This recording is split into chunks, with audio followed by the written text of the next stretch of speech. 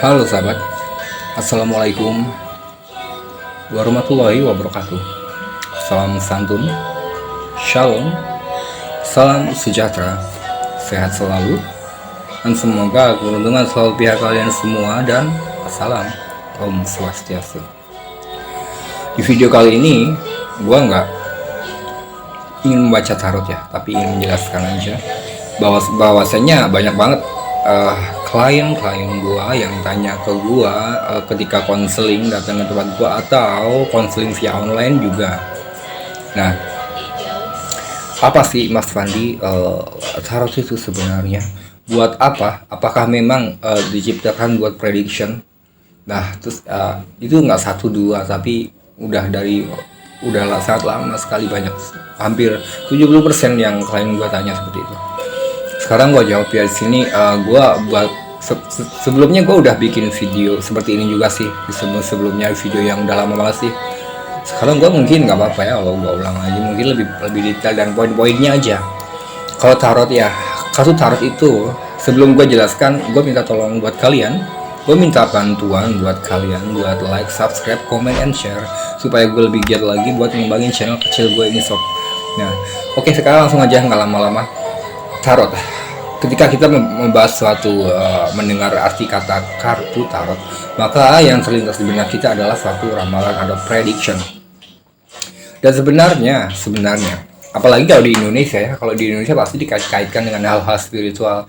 Cuman sebenarnya nggak ada, sama sekali nggak ada hal-hal kayak gitu. Itu kombinasi, walaupun ada ya kayak gitu, itu namanya kombinasi antara dia sendiri, antara pribadi dia sendiri yang punya entah bisa spiritual atau apa-apa gitu, digabungkan kayak gitu, kombinasi. Sebenarnya enggak. Nah, dari itu nggak harus. Kartu tarot itu adalah sekelompok kartu berjumlah 78 lembar yang umumnya digunakan untuk kepentingan spiritual atau prediction kayak itu, atau ramalan-ramalan lah. 22 kartu tarot itu disebut arkana mayor, itu artinya dibelah jadi dua. Tarot itu berjumlah 78, lalu dibagi dua, yaitu 22 kartu mayor arkana dan 56 kartu arkana minor. Nah, terus set tarot yang paling populer 2019 ke belakang, itu yang paling populer adalah Rider-Waite-Smith. Nah, itu penciptanya adalah Pamela Kuhlman. Nah, itu boomingnya, maksudnya dalam arti lebih rame-ramenya tarot itu ya guys, dan sampai sekarang gitu.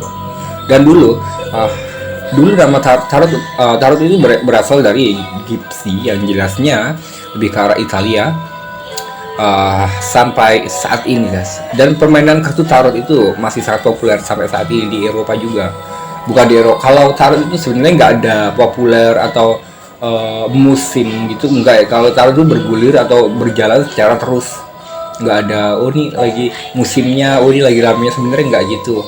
Karena apa? Karena tarot itu berjalan terus masanya kayak gitu. Oke, kartu tarot. Dulu sebelum kartu tarot namanya adalah tarocchi. Orang Eropa, orang Italia, bahkan Mesir, sampai ke mana Eropa juga itu menyebut sebagai kartu tarocchi. Tarocchi itu bukanlah perbedaan bahasa, tapi itu adalah memang nama. Sebelum kartu tarot itu namanya memang tarocchi. Bukan bahasa ya, tapi itu adalah nama, tarocchi. Yang lebih dikembangkan lagi lebih jauh, kemudian masuk lagi ya ke Mesir sob.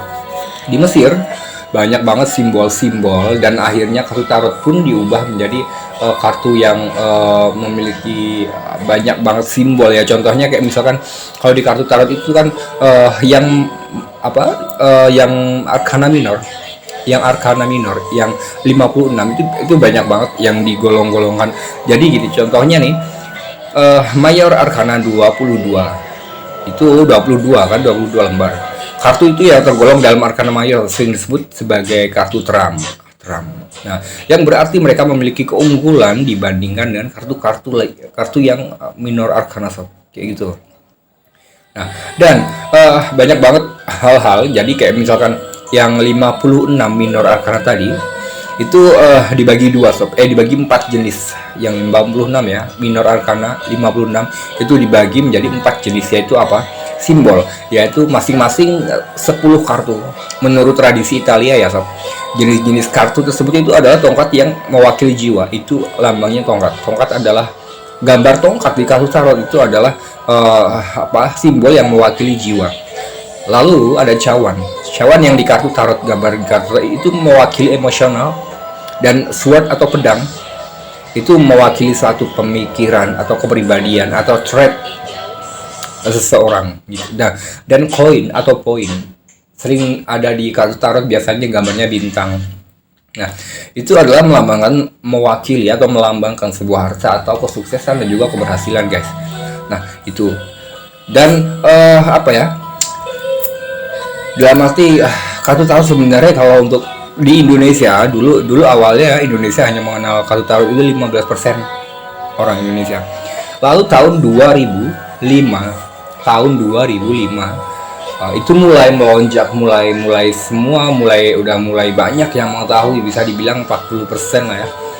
Nah, itu semua pada tahu. Cuman kalian tahu sendiri, Indonesia selain negara hukum, negara peraturan, juga negara yang sangat kental dengan spiritual itu. Jadi ya, ketika dia masuk ke Indonesia, maka langsung nggak pakai satu, nggak pakai dua, semua langsung arahnya ke spiritual pandangannya. Padahal nggak ada, guys. Padahal hal tersebut, kalau misalkan memang ada spiritual, itu dikombinasikan, sob.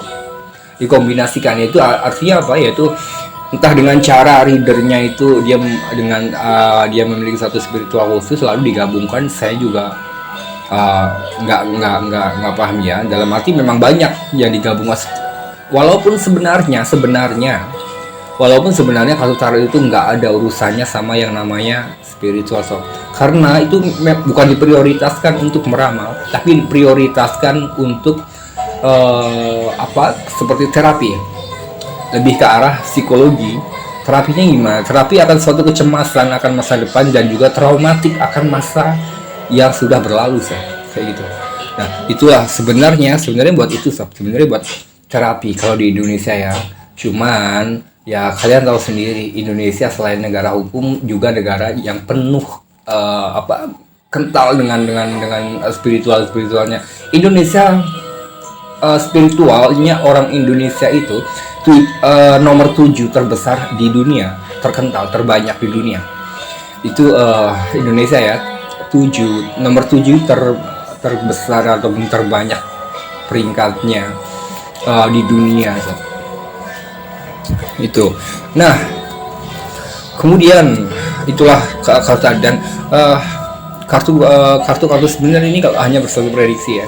Nah, dan prediksi tersebut itu gua tekanin, kalau kalian seumpama lagi konseling ke arah reader kalian, nggak tahu lah siapa ya konseling tarot itu, kalian pasti akan diarahkan suatu pilihan, atau kalian yang meminta satu pilihan. Nah gitu. Jadi gini, sebenarnya kalau untuk tarot sebenarnya ya kalau buat prediction itu walaupun bukan diprioritaskan, tapi memang nyatanya kalau di Indonesia diprioritaskan. Karena apa? Karena itu tadi banyak sangat kental spiritualnya. Apalagi siapa sih yang ibarat sekarang apa-apa ke arah spiritual, sob. Nah, padahal enggak. Nah, itu jadi ketika seseorang membaca, saran gua ya, atau saran aja. Jadi kalau misalnya satu tarot card itu hanya jangan pernah meyakini, jangan pernah. Kalau yakin nggak apa-apa, tapi kalau meyakini, percaya nggak apa-apa, asal jadi jangan kepercayaan, jangan, sob. Karena apa? Karena kartu tarot yang saya tahu 50-70% lah seseorang klien yang tengah mendapatkan suatu suara dari reader ketika dia konseling, maka dia akan ditelan mentah-mentah, sob. Nah, jangan seperti itu ya. Karena apa? Karena gini, semua reader ya, gue yakin semua reader juga nggak setuju kalau misalkan kliennya langsung mempercayai 100% atau 90-80% lah. Saya yakin semua nggak setuju, reader pembaca nggak setuju. Karena apa? Karena ini adalah suatu perkataan yang harus diolah lagi. Karena ini adalah suatu katakanlah suatu pendapat. Karena ini adalah suatu hal prediction.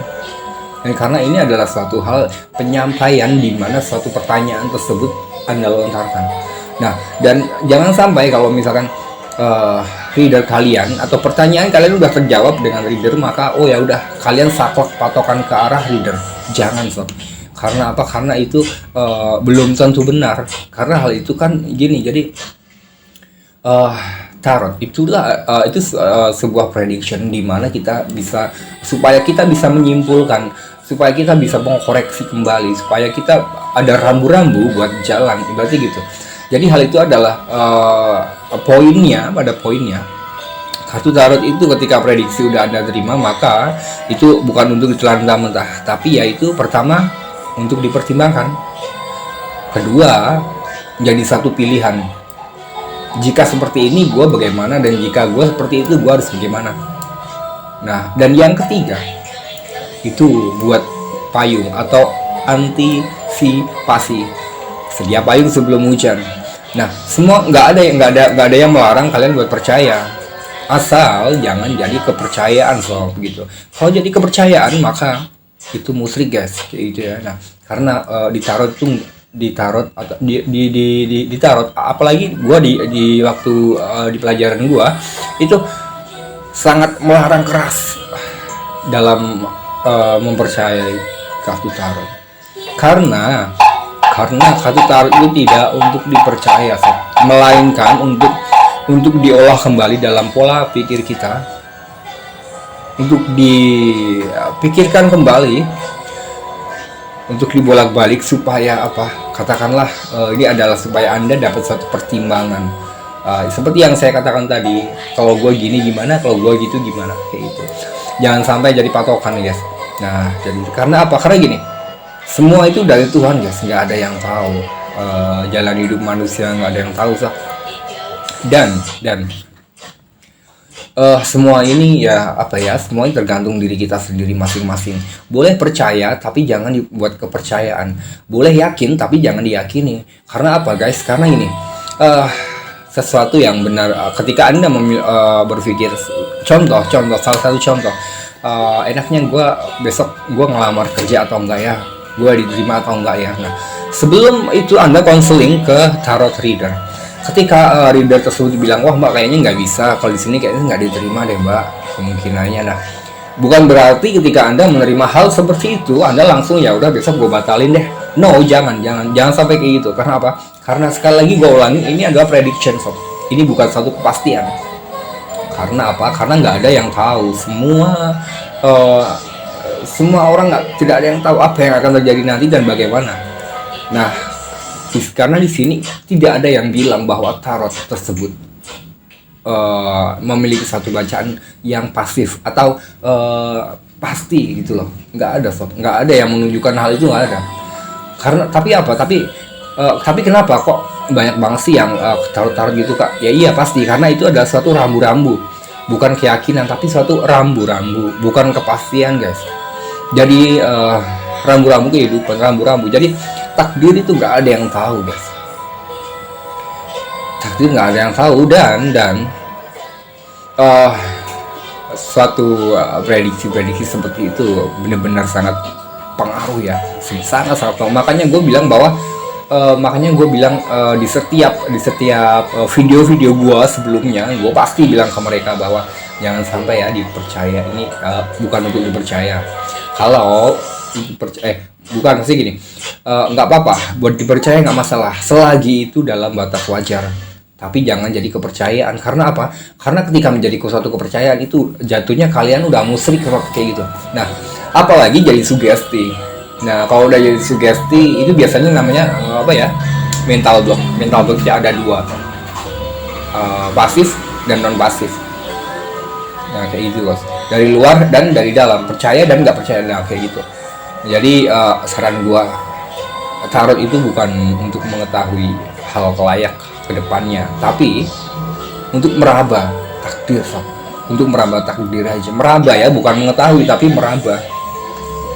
Karena memang gak ada yang tahu takdir manusia seperti apa perjalanannya. Jadi kalau tarot itu hanya sekedar buat meraba perjalanan kehidupan kita, hanya meraba dan hanya melihat suatu rambu-rambu di mana kita harus berhenti, di mana kita harus berjalan terus, di mana kita harus mundur, dan di mana kita harus terus maju. Nah, kayak gitu. jangan sampai jadi kepercayaan itu suatu karena apa? Karena ya banyak banget suatu hal-hal yang hal seperti ini benar-benar harus diselidiki dulu sob, kayak gitu loh. Nah, kita reader tarot juga sebenarnya bukan untuk ya udah lu percaya enggak. Makanya gue nggak bilang nggak setiap postingan gue, setiap bahkan lu ketika kalian main ke tempat room gue, maka di situ ada tulisan 18 plus. Kenapa 18 plus? Ya karena gini, karena di bawah umur 18 sangat banyak yang gua tolak sob, dalam arti konseling. Bang mau konseling, banyak yang gua tolak. Karena apa?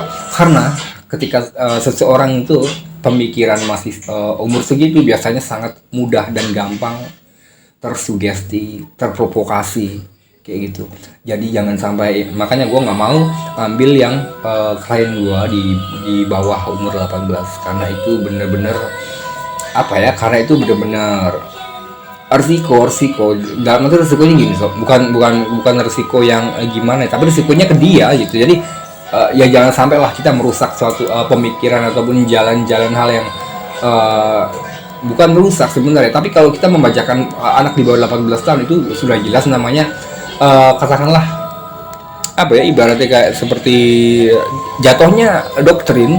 Karena apa ya, karena mereka masih labil pemikirannya kayak gitu loh. Kecuali udah dewasa. Kalau udah dewasa itu bukan doktrin lagi, tapi adalah suatu apa ya, suatu pertimbangan lagi untuk dikoreksi lagi kayak gitu.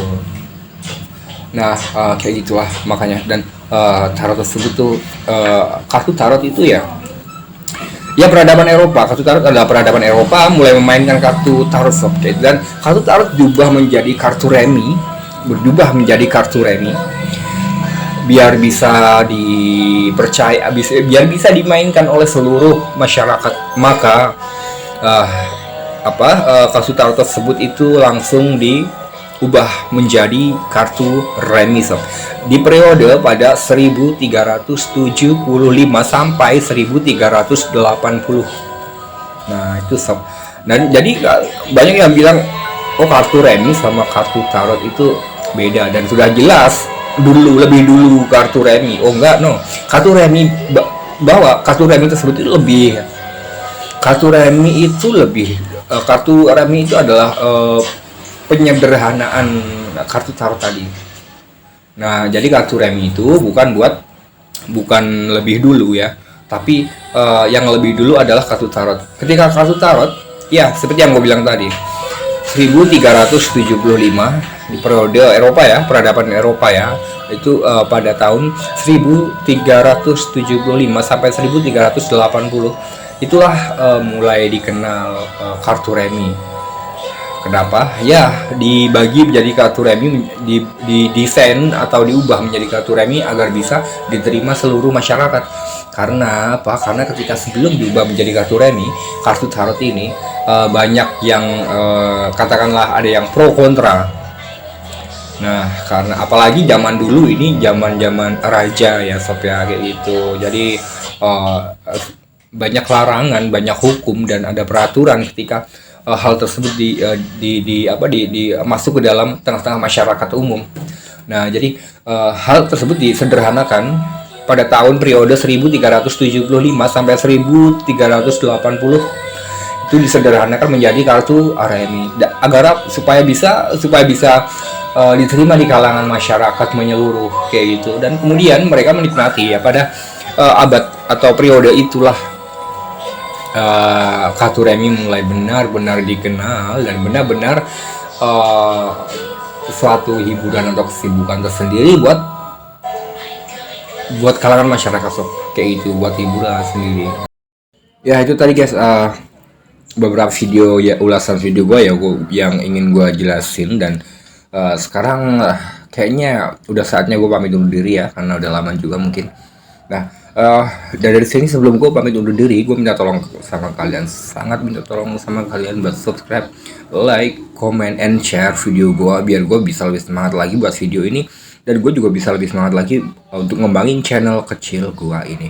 Dan gue Fandi Tarot Reader selaku pemilik akun Putra Tunggal Pratama Channel pamit undur diri. Assalamualaikum warahmatullahi wabarakatuh. Salam santun, salam sejahtera, shalom, sehat selalu, semoga keberuntungan selalu pihak kalian semua, dan salam Om Swastiastu. is magic.